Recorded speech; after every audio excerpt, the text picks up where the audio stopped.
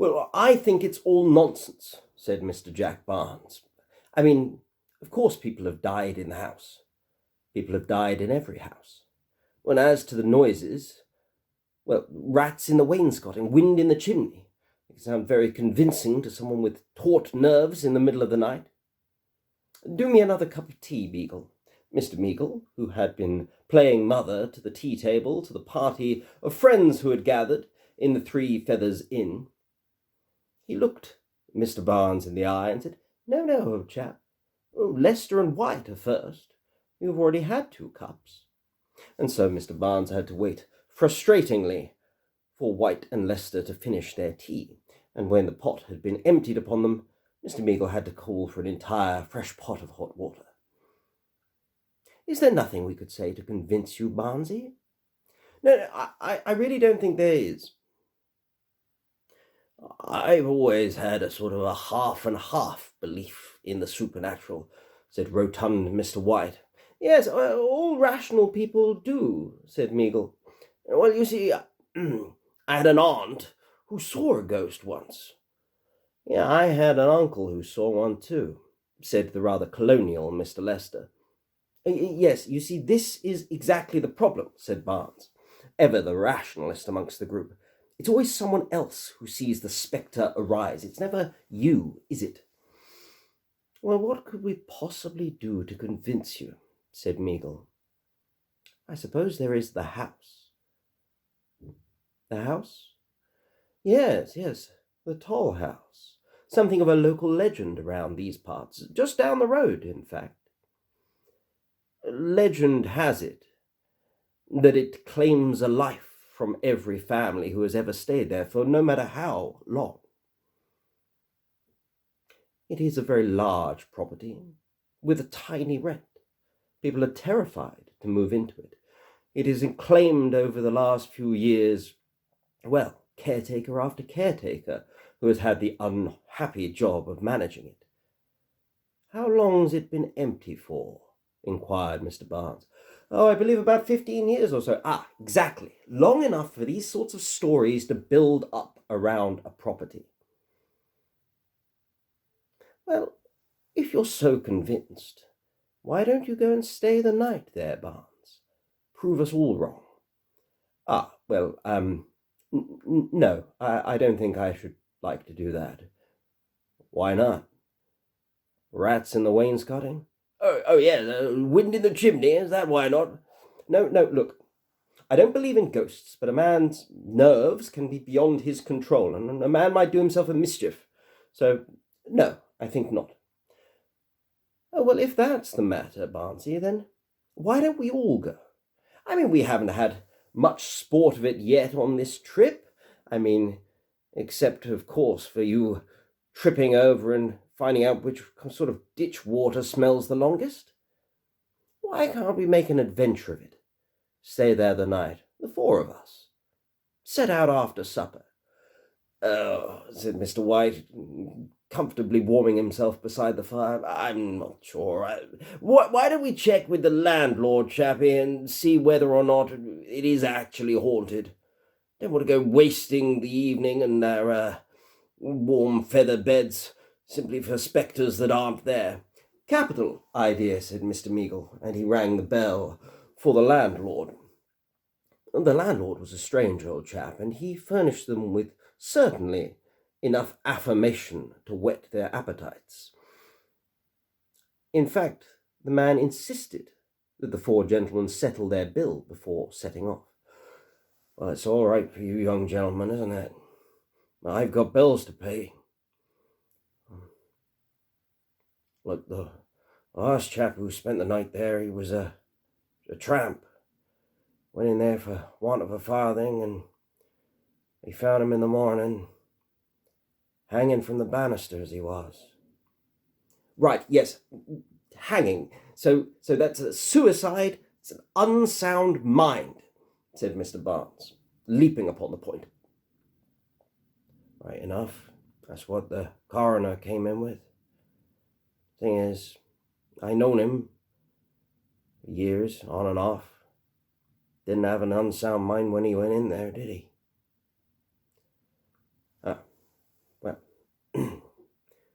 You have your sport, gentlemen. Just make sure you settle up your bill first. Couldn't pay me £100 to spend the night in that house. And off the landlord went. Well, the four gentlemen seemed convinced enough by this to at least set out on the trek. And so after supper, leaving the Inn of the Three Feathers, they continued down the road. The moon cast strange shadows, and it was Mr. White lingering in the rear, moaning somewhat, begrudging the loss of his warm feather bed for the night. Doesn't seem so right. Going off into the darkness. A perfectly good inn behind us. Come along, get into the spirit of things, White. The spirit of things, yes, exactly. Up they went toward the looming shape of the house, the great pile of bricks and vacant windows before them, amongst the rank sedge lines. I reckon there might be a window somewhere behind the house we can get in. No, we're going to do this properly, old chap. We should be able to get in straight through the front. Mr. Meagle stepped forward, up to the front door, and knocked smartly with the wrapper. Come along, ghosts. We're all waiting out here for you. Look, do you have to, Meagle? Please don't play the fool. We're going to conduct ourselves this evening. Let's do something with some decorum. Honestly, Barnes, I'm just asking for the ghost to open up for us. Look. And he leant forward to rap the knocker one more time. And yet the door swung in upon its hinges. Oh, it seems like it was open all along. Right. Who brought the candles? I did. Right, yes, good. And who's got a lucifer? A match, anyone? Mr. Meagle lit one of the candles and led the way into the gloom of the house. They found a deserted hallway and a set of stairs tracing their way up into the gloom. Yes, come along, chaps. Up this way, and do be careful. Just here, along the landing where the banister seems to give out. Yes, quite caved in. Do you think that's where the tramp chappie hanged himself? Good God, Meagle, do you have to bring something like that up? This place is ghoulish enough without you carrying on. What? I'm only wondering. Yeah, he is right, Meagle. Why don't we just find somewhere quiet to smoke our pipes and have a drop of whiskey, eh? Oh, very well. There's a room at the end of the hallway here that should be suitable. Yes, just down the end of the landing here. The four friends gathered into the quiet of the small room, gathered around a fireplace where Mr. Meagle set the candle, and soon the fragrant wafting of tobacco smoke, and indeed the smell of whiskey, filled the room. Oh, hang it all. I didn't think I'd brought any water with me. Oh, don't worry. I'll go and summon one of the servants. And Mr. Meagle hopped across the room toward the corner, and before anyone could admonish him, had pulled upon the bell pull. There was the sound of a lone bell ringing beneath, in the quiet of the kitchens. Meagle, did you have to do that? I'm only seeing if there's any servants here to look after us. Why don't you go down there and have a look for us, Barnesy? Perhaps you could persuade that tramp chappie to hold your hand on the way down the banisters. No, that really is enough. Why don't we just settle ourselves and play a game of cards? All right, of course. And so there were a few hands in before Mr. White looked up. Confusion upon his face. Anybody else hear that? Oh, don't you start, White. No, sounded like laughter to me. Someone downstairs laughing. I'm sure there's nobody there. You know what? I think I might hear what he's talking about.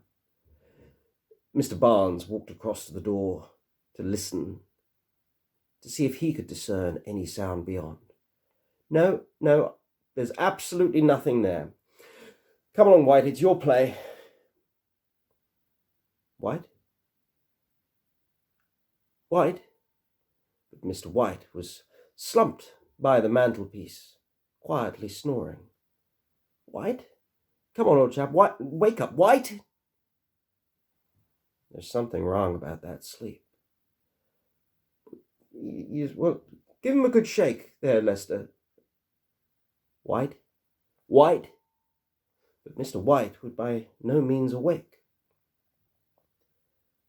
I think we ought to pack up and get ourselves out of here. Why ever do you say that? He seems happy enough, said Mr. Meagle. Yeah, well, if he can fall asleep like that, what's to say that one of us can't? No, we need to get out of here, right now. Yes, actually, I think Lester's quite right there, Meagle. Honestly. You know, I think I can hear something too. Perhaps White was onto something. Sounds like footsteps out there. Tapping, like a gentleman's cane. Look, I'm sure there's nothing out there, and I'm quite sure that we should remove ourselves at once. There may be something untoward with White. Lester?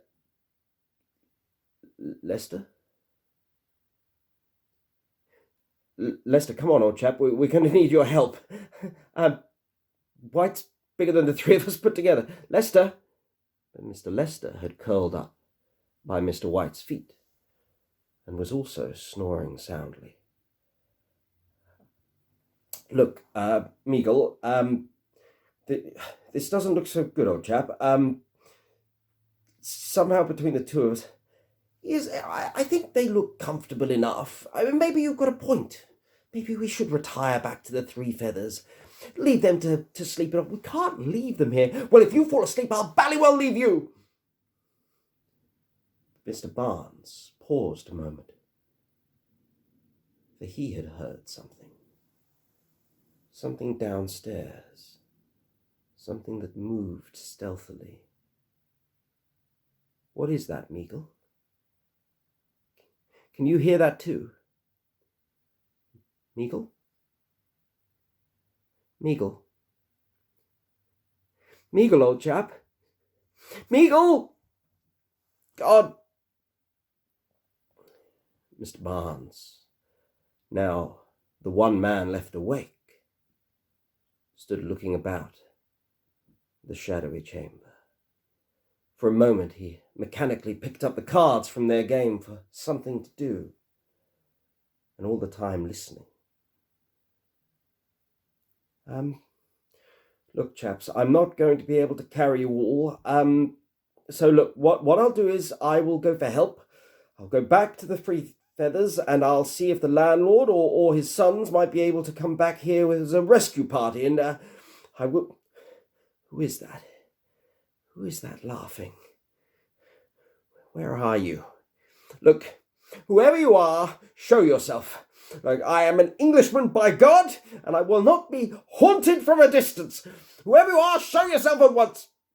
And he stormed out of the room, out along the landing and down the stairs, upbraiding the very shadows.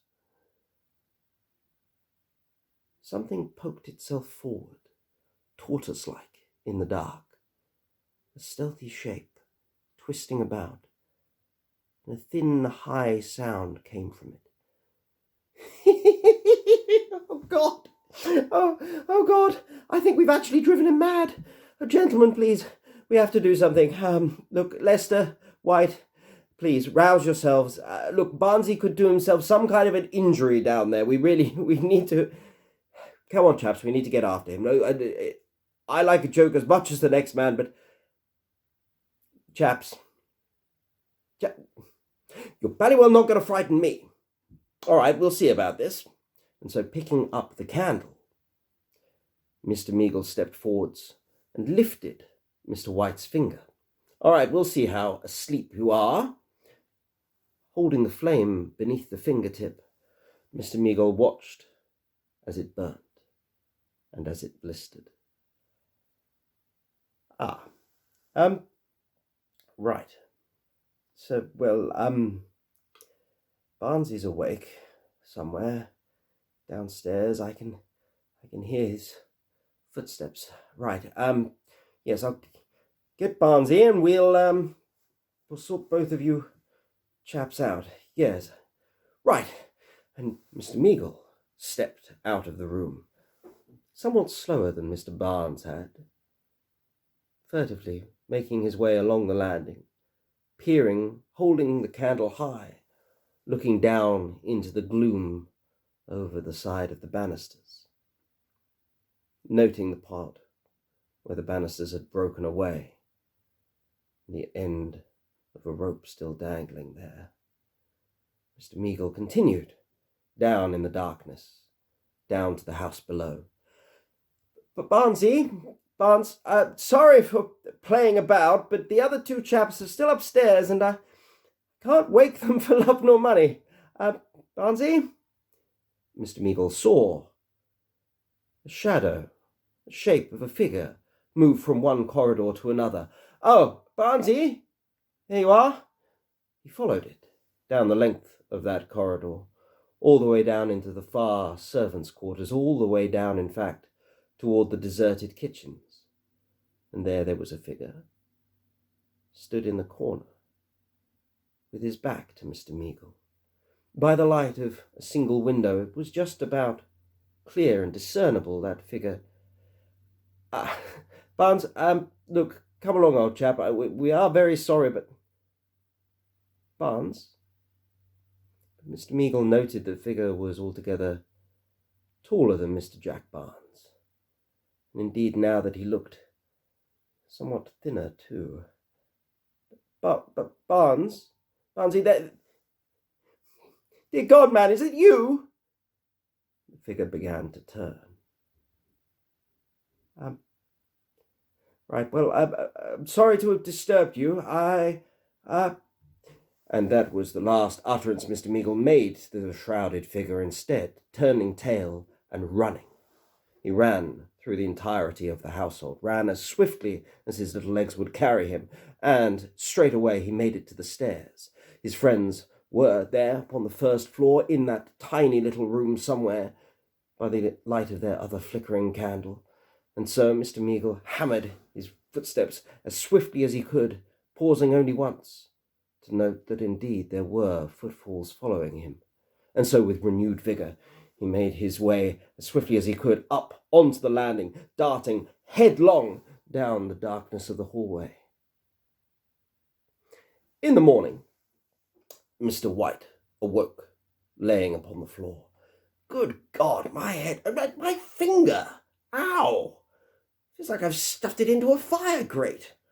Who was playing about with me in the night? Lester? I don't know how much we drank, but, I don't feel right at all. Where are the others? Both men rose to their feet, stepped without the chamber. God, Barnes, what are you doing lying down there? Yeah, old chap, is not the best place to go and fall asleep. Look at where you are. Just a yard away, that broken bit of the banister. You could have rolled away over in the night, and just think anything could have happened to you. I'm sorry, chaps. I must have passed out. I can't really remember the end of the evening. Where's Meagle? The three friends looked at one another, and then slowly by turns looked over the edge of the banister, around the broken timbers, down to the stone floor far beneath, and observed the body of their poor friend, the dead man claimed by the house.